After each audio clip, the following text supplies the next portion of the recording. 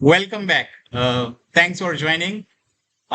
Let's talk about what exactly ZTNA is. So आपने अपने organisation में ये देखा होगा अक्सर कि अब पहले जैसा रिक्वायरमेंट नहीं रहा है आफ्टर कोविड। बहुत सारे लोग वर्क फ्रॉम होम करने लगे हैं, रिमोटली काम करना लोगों को ज्यादा अच्छा लगता है। ऑर्गेनाइजेशंस भी जो ग्लोबल ऑर्गेनाइजेशन है वो रिमोटली लोगों को कनेक्ट करना ज्यादा पसंद करती है, बिकॉज उससे वर्क एफिशिएंसी बढ़ती है और वर्क लाइफ बैलेंस भी बेटर होता है। तो मेरा मानना है कि जब आप घर से काम कर रहे होते हैं तो मोस्टली आप बहुत ज्यादा काम करते हैं comparatively when you are travelling to office. Anyways वो एक कॉन्टेक्स्ट है। तो ज्यादातर एम्प्लॉयज अब रिमोटली काम कर रहे हैं।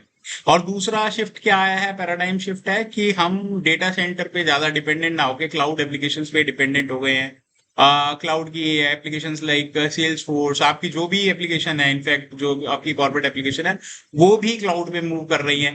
तो यानी कि जो शिफ्ट है वो मल्टीपल डायमेंशंस में हो रहा है। एक यूजर का बिहेवियर चेंज हो गया है, the way they were acting and working now is different, and the way our application were hosted then and now is different.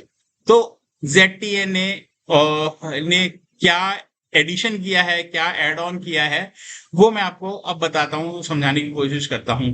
मान लीजिए आपने एक एम्प्लॉय है जो जिसको आपने एक्सेस दिया अपने कॉर्पोरेट ऑर्गेनाइजेशन का फ्रॉम रिमोट लोकेशन। आपने उसको एक्सेस दे दिया। तो एक्सेस कैसे होता है, स्टैंडर्ड एक्सेस कैसे लेते हैं? VPN है, he will log into VPN and then he will get the access of his through his credential. He will be inside of your corporate network. अब प्रॉब्लम क्या है कि this employ could be using an old system, plus the system is not patched. Second, antivirus is kind of outdated. Also there can be some more security flaws in the system जो वो use कर रहा है laptop. अब but उसको VPN से access मिल चुकी है। जैसे ही उसको VPN से एक्सेस मिलती है वो, और वो अब बात यह है कि वो एम्प्लॉय जो वो कॉर्पोरेट नेटवर्क एक्सेस कर रहा है वो किसी स्टार बक्के के वाईफाई से एक्सेस कर रहा है, मे बी कैफे के कॉफी डे से एक्सेस कर रहा है। तो एक तो पब्लिक वाईफाई ने उसको एक्सेस दे दिया आपके कॉर्पोरेट नेटवर्क में, और दूसरा उसकी जो डिवाइस है वो पोटेंशियली बहुत ज्यादा उसका अच्छा सिक्योरिटी पोस्चर नहीं है। तो क्या होगा? तो एम्प्लॉय को ही नहीं हो सकता है कि जो वो एक मशीन कॉम्प्रोमाइज है उसको एक्सेस मिल रही हो कॉर्पोरेट नेटवर्क में। तो what are the things that we can do to reduce that. But उससे पहले समझिए कि पहले जो पुराने जमाने में जो तीन गॉड होते थे, भगवान होते थे सिक्योरिटी के, वो थे फायरवॉल, VPN और नेटवर्क एक्सेस कंट्रोल, नैक। जो लैन पे कौन घुसा है कैसे चेक करता है, फायरवॉल पेरीमीटर पे रहता है, VPN टनल बनाकर आपको अंदर एक्सेस देता था। लेकिन अब यूजर जो है वो कहाँ से काम कर रहा है, गोवा में बैठा है या किसी शादी में बैठ के काम कर रहा है, ठीक है। डेटा आपका क्लाउड में है, अजूर है, AWS, Amazon, ये मतलब कहीं भी आपका डेटा हो सकता है। तो डेटा का एक्सेस जो है आपके कॉर्पोरेट का वो कहीं से भी हो रहा है, एप्लीकेशन कहीं से भी एक्सेस हो रही है। और ये अटैक सर्विस बहुत बढ़ गया है। अटैक सर्विस का मतलब होता है कि कहाँ कहाँ से अटैक आपके ऑर्गेनाइजेशन पे हो सकता है। पहले क्या था, कॉर्पोरेट नेटवर्क था, सिंपली वहां से ही आपको एक्सेस मिलेगी। वर्क फ्रॉम होम होने से VPN आ गया, बट स्टिल VPN में भी फ्लॉज है। अब जो मैं आपको बता रहा था वो मतलब जो यूजर है आपने उसको सिस्टम को लॉगिन तो करने दिया, लॉगिन हो गया, ऑथराइज हो गया, बट क्या वो रियली अंदर आने के लायक भी है? उसका डिवाइस का सिक्योरिटी पोस्चर क्या है वो देखना बहुत इंपॉर्टेंट है, ठीक है। VPN क्या करता है, बाइनरी होता है, अलाउ या डिनाई। मतलब आपने उसको अलाउ कर दिया सिस्टम को या डिनाई कर दिया अगर ऑथेंटिकेशन नहीं है। बट जो ये ZTN है ये बाइनरी पे काम नहीं करता है, ये करता है कंडीशनल एक्सेस पे काम। मतलब ये डायनेमिक होता है और ये वेरिफिकेशन ऑन द फ्लाई करता है।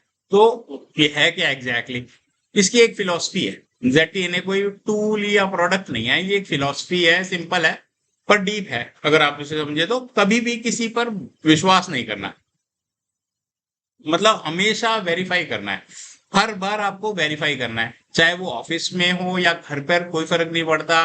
चाहे वो एक्टिव डायरेक्टली ऑथेंटिकेटेड हो या ना हो, कोई गारंटी नहीं है कि वो एक लेजिटिमेट यूजर है। उसके अलावा एक्सेस तब मिलेगा जब यूजर, डिवाइस, लोकेशन, टाइम, सभी चीजों को कॉन्टेक्चुअली क्लीन मान लिया जाएगा, तो एक तरह से बहुत ज्यादा सिक्योर वे में you will be connecting to your corporate headquarter, network and your applications. ठीक है, तो इसके चार मंत्र हैं, अगर आप मोटा मोटा देखें, देर आर फोर मंत्रास। ठीक है, फर्स्ट इज वेरीफाई एक्सप्लिसिटली, मतलब कि आपको यूजर, डिवाइस दोनों को इंडिपेंडेंटली असर्ट करना होगा कि ये ठीक भी हैं, लेजिटिमेट हैं, सेफ हैं। ये एक फर्स्ट प्रिंसिपल है। सेकंड है यूज लीस्ट प्रिविलेज एक्सेस, मतलब कि उसको, इंसान को वही एक्सेस मिले जो कि वो जिस एप्लीकेशन या जिस काम के लिए उसको ही इज रिस्पॉन्सिबल फॉर, और उसमें क्या होगा, मिनिमम एक्सेस होगी और मैक्सिमम कंट्रोल होगा। अब ये भी बहुत इंपॉर्टेंट है। और हर बार ये सोचना है कि थर्ड थर्ड प्रिंसिपल है अज्यूम ब्रीच हैपन्स, मतलब कि ब्रीच हर बार हो गया, हर सेशन को पोटेंशियल थ्रेट मानना है। हर बार जो भी एक्सेस कर रहा है आपके नेटवर्क को, उसको एक खतरा मान के ही आपको अटेंड करना है, इसमें बाय डिफॉल्ट ट्रस्ट नहीं करना है। तो ये एक बहुत बड़ा चेंज है, ये पैराडाइम शिफ्ट है माइंडसेट का। ठीक है, और इसमें क्या है, कॉन्टिन्यूसली इवेल्युएशन करनी है। ऐसा नहीं कि आपने एक बार एक्सेस दे दी, एडी से ऑथेंटिकेट हो गया, और उसका पोस्चर हर वक्त चेक करना है, और जैसे ही उसका सिक्योरिटी पोस्चर चेंज होता है, एकदम एक्सेस रिवोक करनी है। देखिए, इसका मतलब क्या है कि ZTNA है सेशन में पूछेगा आर यू स्टिल कंप्लायंट, मतलब आपके डिवाइस को, आपको, कि वो बार बार चेक करेगा। ठीक है, तो उससे बहुत ज्यादा सिक्योरिटी जो आपकी ऑर्गेनाइजेशन की है, बहुत बहुत ज्यादा मतलब स्ट्रांग हो जाती है, क्योंकि आप किसी चीज पे ट्रस्ट नहीं कर रहे, तो इवेंचुअली क्या है, इसका मतलब ये है कि आप हर चीज को थॉरोली वेरीफाई कर रहे हो।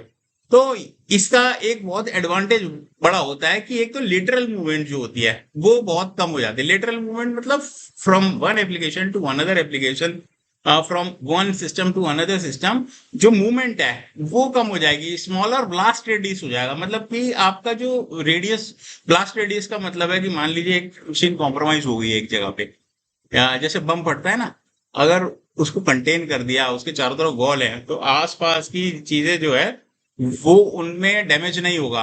अगर वो खुले में है तो वो पूरा को पूरा विध्वंस मचा देगा, मतलब it will be all disastrous. ठीक है, तो उसको थोड़ा सा कंटेन किया जाता है, और हर बार आपको रियल टाइम पोस्चर अवेयरनेस रहेगी। ठीक है, कि आपका जो इनसाइडर कोई रिस्क तो नहीं है, हर वक्त आपको रहेगा कि यू विल बी अवेयर कि क्या चल रहा है आपके नेटवर्क में। ये बहुत इंपॉर्टेंट है। इसके अलावा जो एक बहुत बहुत इंपॉर्टेंट टॉपिक है, विच इज ऑडिट ट्रेल, जो जनरली हमें जब भी कंप्लायंस करने होते हैं अपनी ऑर्गेनाइजेशन के, तो वो जैसे कि हिप्पा, PCI, ISO 27001, SOC 2, ये सब कंप्लायंस जो है ये डिपेंड करते हैं ZTNA पे। मतलब ZTNA इनको हेल्प करता है ऑर्गेनाइजेशन को to comply with the standards. ठीक है, और क्लाउड रेडीनेस तो है ही, क्योंकि ZTNA आप ना केवल your data centre, but cloud की जितनी एप्लीकेशन है उसको भी आप सिक्योरली एक्सेस करते हो ZTNA के बेसिक प्रिंसिपल को फॉलो करते हुए। ठीक है, अब ये क्या है कि ट्रांजिशन हो रहा है आर्किटेक्चर का, तो ये एक प्रोडक्ट नहीं है। मतलब कि आप इसे ऐसा मत मानिए कि एक कोई एक डब्बा है, बॉक्स है, या कोई सॉफ्टवेयर है, नहीं। ये एक आर्किटेक्चर है, ये एक थॉट प्रोसेस है, ये आर्किटेक्चरल शिफ्ट है। ठीक है, इसमें यानी आपका क्या है कि इसमें कौन कौन होना चाहिए, क्या आइडेंटिटी प्रोवाइडर होना चाहिए। आइडेंटिटी प्रोवाइडर कौन हो गया, जैसे आपका एक्टिव डायरेक्टरी हो गया, सैमल हो गया, LDAP हो गया। फिर आपका कोई पॉलिसी इंजन होना चाहिए इसमें। तो पॉलिसी इंजन का काम क्या होगा, डिवाइस पोस्चर का जो है ना, वो बिहेवियर का, रिस्क लेवल क्या चल रहा है, वो सब देखेगा। मतलब ये चाहिए, हमें होना चाहिए। फिर एनफोर्समेंट पॉइंट होना चाहिए, कि मतलब इन अलाउ, डिनाई, एनफोर्स करने के लिए, डिसीजन जो है उसको लेने के लिए एक एनफोर्समेंट पॉइंट भी होना चाहिए।